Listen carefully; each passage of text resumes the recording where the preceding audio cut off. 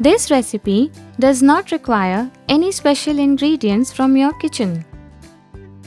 Just take a break, relax, and relish these golden crisp poha pakoras hot and fresh. I'm taking 1 cup of poha.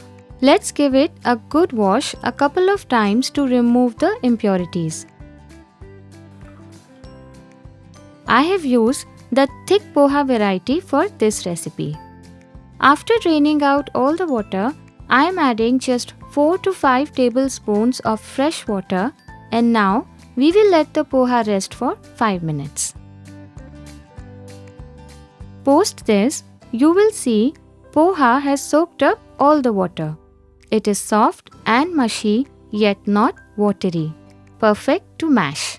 For the same, I am transferring it into a big bowl. Let's mash. This is done. To this, I am adding 2 medium-sized boiled and mashed potatoes, 1 teaspoon of grated ginger, 2 chopped green chilies, 1/4 teaspoon of turmeric powder, half a teaspoon of coriander powder, half a teaspoon of red chilli powder, half a teaspoon of garam masala, 1½ teaspoons of salt, 1 onion finely chopped, 2 tablespoons of chopped coriander leaves, and half a teaspoon of lemon juice. Let's mix everything together to make a dough. The mixture is coming together easily. Let's roll small portions into balls.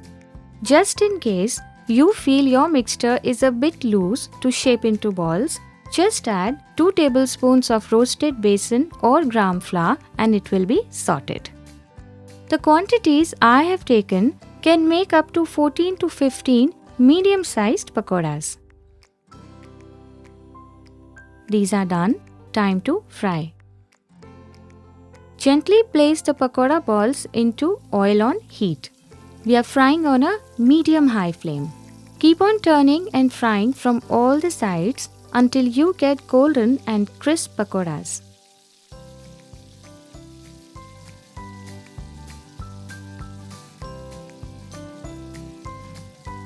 Time to take them out.